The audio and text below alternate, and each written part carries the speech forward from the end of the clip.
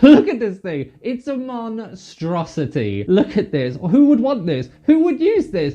This is ridiculous. Welcome, my fellow VR nerds. This is Eyes on VR, where we talk all things Oculus Quest and a little bit of other VR news too. My name is Rex. Thank you very much for watching. And today we are eyes on Gun Club VR.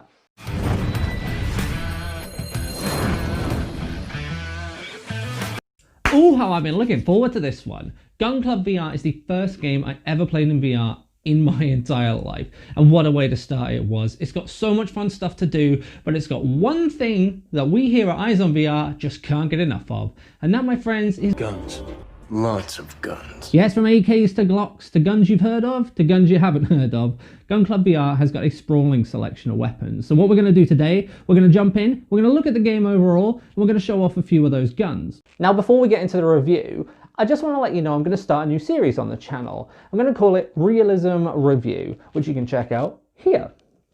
Now, the reason I'm doing this is because Gun Club VR's marketing, it really pushed the realism. You know, it's a shooter simulator. It's trying to be as real as possible, and they really pushed that. If you read the description on the Oculus Quest store, it's striking realism, unparalleled realism, and I thought that'd be really good to test. So what I'm going to do is I'm going to take weapons from various VR games and I'm going to compare them to their real life counterparts. Now, what I'm aiming to do here is to teach you a little bit about the weapons. I'll talk about the history of the weapon in real life, where it's come from, the characteristics of the weapon, the unique features of the weapon, and of course, its realism in VR when compared.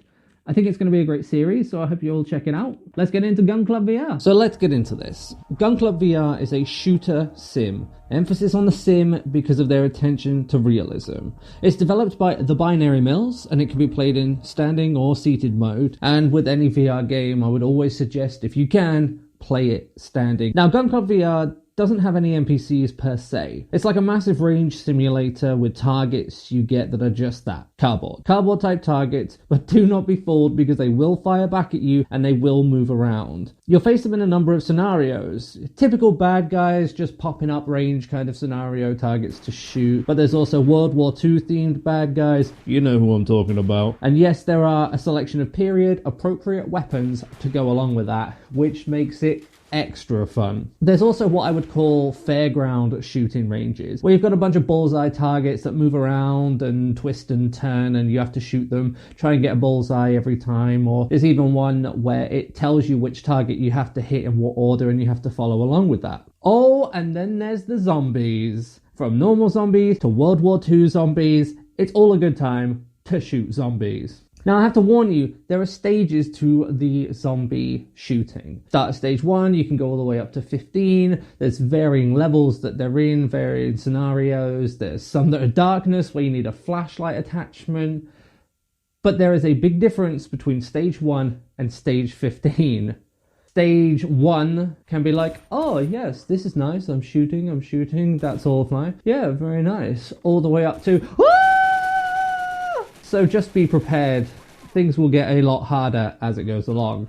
Now, there are also sniper scenarios that you can do, from data recovery, which is basically you're in a sniper hide, you're waiting for an NPC, which is still just a cardboard target, to come and collect the data, and then as they're leaving, you have to snipe them, which is actually really fun. It's a really fun scenario and creates a lot of tension, oddly enough, to really get that shot off right.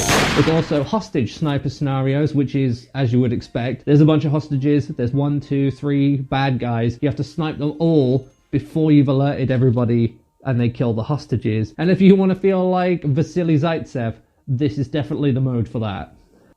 But there's even more. On top of all that, you've got pistols, SMGs, shotguns, assault rifles, grenade launchers, and literally hundreds of attachments and customization options. You can create some crazy stuff. I decided, let's see what I can do with all these attachments. And look at this Glock. Look at this thing. It's a monstrosity. Look at this. Who would want this? Who would use this? This is ridiculous. Don't get me wrong, look at it. It's firing just fine, but it is, it's horrible to look at. It hurts my eyes. But if you want to, you can. And how could I forget the sandbox? The sandbox was a free update from the developers. You can just jump straight into this area. No time limits, no nothing. Just you, every asset in the game is available to you to place. Completely customized in this arena to do whatever you like. Plus, it also has a few lanes with some targets where it acts exactly as it would in real life. You can move the targets forward and back on the range. You can reset them to get rid of your bullet holes, i.e. put a new piece of paper up. If you just want to chill out and have some fun time on the range, then this is definitely the mode for you. You can select any gun that you like from the entire game, and if you want to double up, oh, you sure can. You can also customize the space with a shoot timer, which is really great for improving your speed and accuracy. And just like a real life shoot timer, you can put a delay on it so you can get ready, wait for the beep, and then do your round.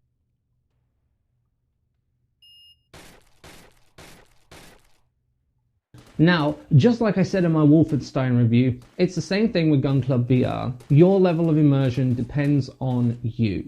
If you want to hold all these weapons one-handed, you can. If you want to hold a G36 with one hand and just start shooting, you absolutely can. If you want to hold them with two hands, you absolutely can. Of course you can. That's exactly what it's designed for. The game is also realistic. When you shoot a magazine, the bullets leave the magazine. When you pull it out and it's empty, it is empty. If you pull it out with shots left, there are still shots in there. You can cock the hammers back for the guns, which is very, very satisfying. Same with pump action shotguns. Manually pumping the gun is absolutely fantastic. It feels great. The response from all the guns, especially the shotguns, I'm a big fan of shotguns if you haven't noticed, it's really, really good. They feel real. All the guns shoot differently.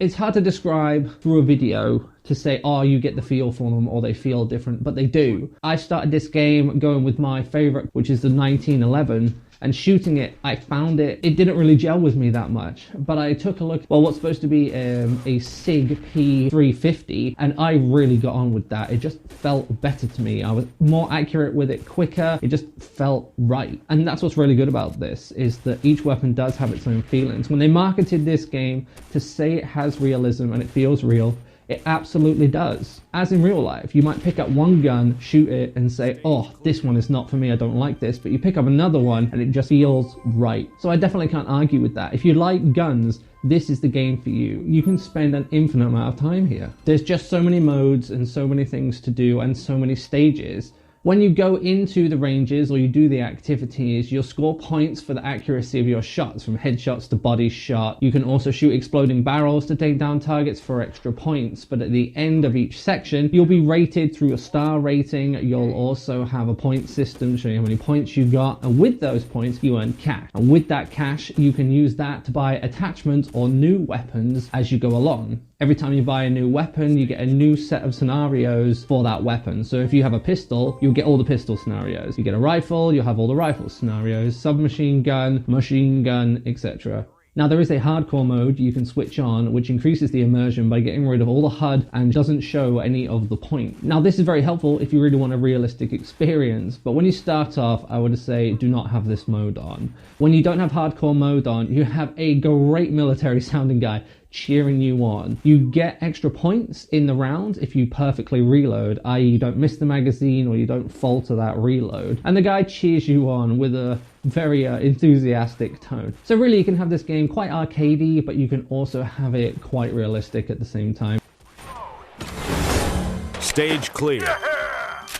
So I think that offers up a good juxtaposition for anyone who wants to play it. Well, looks like that's it for Gun Club VR. I haven't really got much else to say on it, to be honest. I've covered almost everything, but I've not covered everything in the game. So there's still some surprises in there for you when you get the game. So I'd advise you go out and get it right now. Just go out and get it right now.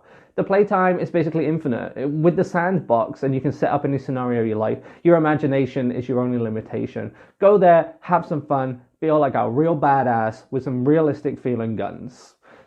Yeah, that's it really. So I guess I'm out. We're all done, and I'll see you next time.